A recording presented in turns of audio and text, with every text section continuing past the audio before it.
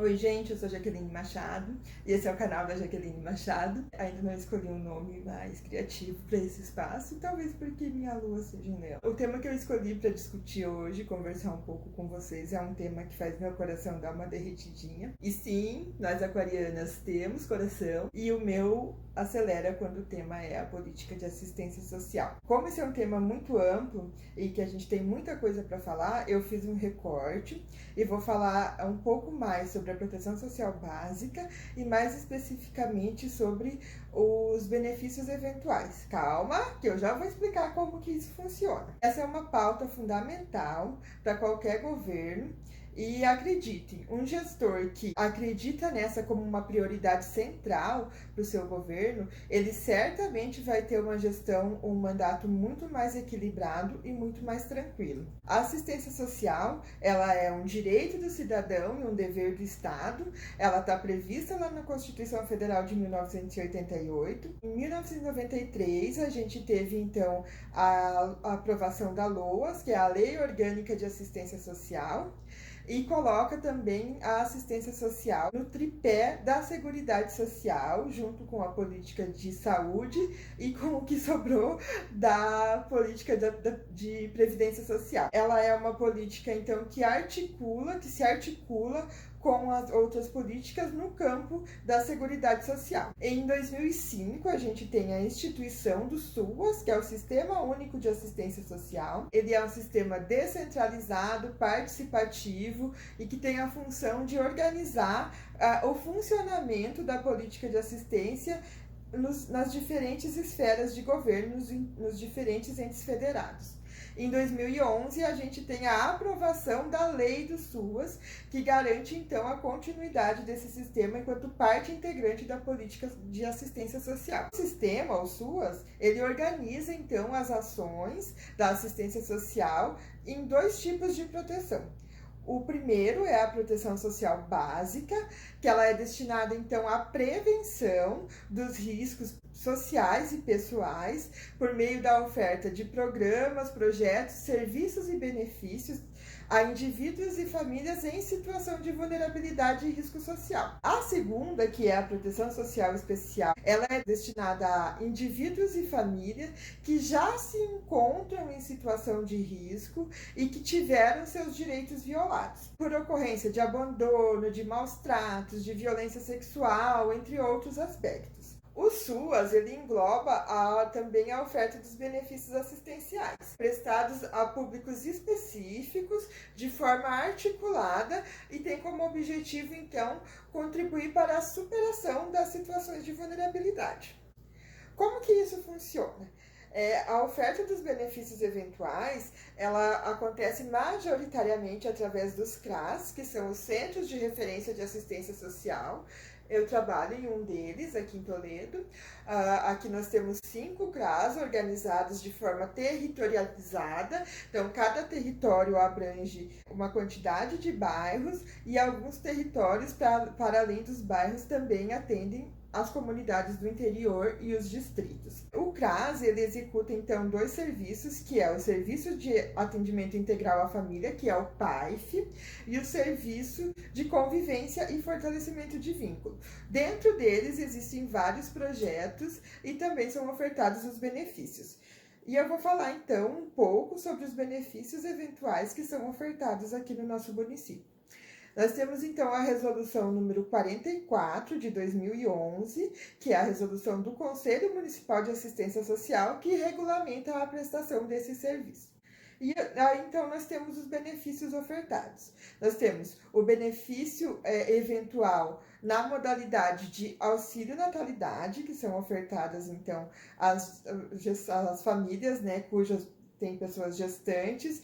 Então, são alguns itens para o momento do nascimento da criança, né? Então é aquilo que a gente chama de kit bebê, né? Onde a gente tem algumas coisas, então, que vão ser utilizadas quando a criança nascer. Para além disso, né? Então é ofertado a atenção necessária tanto ao nascituro quanto à mãe, Também a gente tem o benefício eventual na forma de auxílio funeral, que é ofertado, então, quando um dos entes da família vem a falecer, onde são ofertados serviços funerários, as despesas com a urna e também, quando há necessidade, as despesas com o translado, né? Quando a pessoa que reside aqui no município, porventura, falece em outro município aqui do estado, ou porque está fazendo tratamento de saúde em outro município, ou porque sofreu algum acidente, ou enfim, seja lá qual for a situação, a família pode requerer o translado, então, do município em que o corpo está até o município de Toledo. A gente tem também o benefício eventual na forma de exame de DNA. Esse é um benefício bem pouco acessado, né? Poucas pessoas buscam esse serviço, mas ele está disponível, existe previsão orçamentária para essa finalidade. Então, ele tem como objetivo reduzir as situações de vulnerabilidade provocada pelo não reconhecimento ou pela dúvida da paternidade ou maternidade da criança. E ele é solicitado através da Vara da Infância e Juventude, né? Então, a pessoa que tem interesse ou que tem a necessidade de acessar esse benefício precisa primeiramente procurar a Vara da Infância e Juventude e esta fará o encaminhamento, então, para o CRAS de referência para fazer a solicitação desse benefício. Também a gente tem o benefício eventual na forma de benefícios materiais, que não é o benefício para a construção da casa, para realizar o puxadinho, não é material de construção, são outros benefícios, né? Então, através dos CRAS, então, são ofertados o auxílio alimento, que são as cestas básicas. Está previsto lá na resolução também os artigos de higiene, mas isso, gente, desde que eu atuo no município de Toledo, desde 2010, eu não tenho conhecimento de que isso seja ofertado através dos CRAS. As passagens, em alguns casos muito específicos, né, são ofertadas, né, para usuários que são atendidos e acompanhados por esses equipamentos. E também a documentação pessoal, né? Então, segunda via de certidão de nascimento, casamento, e também a segunda e terceira via do RG, né, da carteira de identidade. A primeira via, ela é gratuita, né? Então, qualquer pessoa que precisa fazer a primeira via do RG, aqui no estado do Paraná, ela é gratuita, né? Então, não precisa. Agora, né, se porventura a pessoa teve esse documento furtado ou extraviado, pode solicitar, então, através do CRAS, a segunda via com gratuidade. No âmbito da proteção social especial, também são ofertados alguns benefícios eventuais para um público bem específico, que são as pessoas em situação de rua, os quais são atendidos por aquele serviço, onde tem uma equipe específica que atua com esse público, né? Então, são ofertados também, né, a provisão de passagens, de documentos, né, para essas pessoas, né, que são moradoras de rua ou que estão de passagem pelo município de Toledo. Esses benefícios, eles podem ser concedidos de forma acumulativa, né? Então, a pessoa pode acessar mais de um benefício ao mesmo tempo, né? Ou seja, solicitou um auxílio funeral, pode solicitar uma cesta básica também e pode ser atendida, né? Ou solicitou um documento, pode solicitar outro benefício também, né? Então, eles podem ser ofertados de forma acumulativa.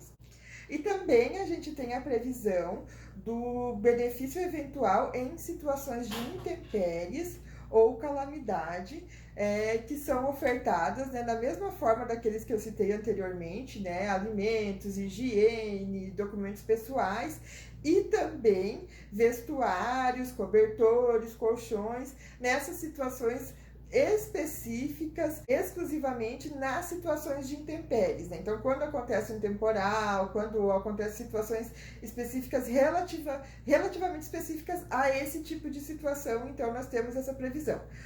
Os CRAS, ou a política de assistência social, ela não atua no sentido de receber e repassar doação de alimentos, de roupas, de móveis, ou seja lá o que for, né? Então, essa é uma prática importante, né? A gente vive numa sociedade de consumo que muitas vezes muitas coisas a gente não utiliza mais, mas ainda são em condições de ser utilizada por outras pessoas e a gente precisa exercitar isso, mas esses objetos, eles precisam ser repassados para outros espaços que não na política de assistência social. Então, a gente não faz a gestão de recebimento e doação desse tipo de itens, por mais que, às vezes, boa parte do nosso público-alvo careça desse tipo de atendimento também, né? Mas isso não se configura enquanto uma política pública. Para acessar esses benefícios, então, né, existem como parâmetro o critério de renda, que é, então, a renda, conforme o que está previsto lá na resolução número 44, gente, não é o que eu acho, nem o que eu concordo totalmente, né?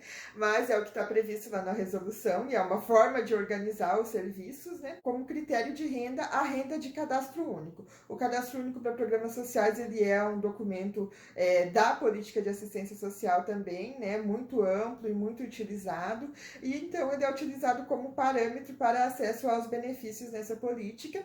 E a renda, então, é a renda de no máximo 3 salários mínimos, né? Então, a pessoa que tiver renda de 0 a 3 salários mínimos pode acessar o cadastro único e pode acessar os benefícios que eu citei anteriormente, que são oferecidos, então, dentro da política de assistência social. Tudo isso tem um custo, né, gente? Tem um preço e precisa ser financiado de alguma forma. E como que isso acontece? A política de assistência social, ela deve ser financiada pelos 3 entes federados, ou seja, pelos municípios, pelo estado e pelo governo federal. E ela chega até os municípios através do repasse fundo a fundo, né? Então, tem um Fundo Nacional de Assistência Social e um Fundo Municipal de Assistência Social, e os repasses, então, acontecem, né, através dessa modalidade. Nem sempre esses recursos chegam conforme o esperado e dentro dos prazos previstos, né? Em Toledo, a gente tem várias parcelas em atraso a receber do governo federal há pelo menos 2 anos. Eu não vou me lembrar exatamente há quanto tempo, eu tô de férias, tá, gente? Então perdoa esse dado que tá pendente. Mas é fato que essas parcelas não chegam numa sequência certinha, né? Então sempre há atraso, então dificulta que o município consiga fazer um planejamento e executar esse planejamento conforme o previsto, né? No que diz respeito ao governo do estado, historicamente essa contribuição para a política de assistência social é irrisória e imprevisível, então é difícil de contar com isso, né? O que faz com que o financiamento da política de assistência acabe ficando sobre a maior parcela desse financiamento acabe ficando sobre a responsabilidade do município. É importante a gente lembrar também que a assistência social é uma das políticas que foi prejudicada pela emenda constitucional número 95, que então limitou os gastos com diversos setores do campo social pelo período de 20 anos, né, gente? Então, é muito difícil a gente prever o que vai acontecer com essa política nos próximos períodos. É importante a gente dizer também que quem fiscaliza o funcionamento da política de assistência social é o Conselho Municipal de Assistência Social, assim como o Conselho Estadual e o Conselho Nacional, né?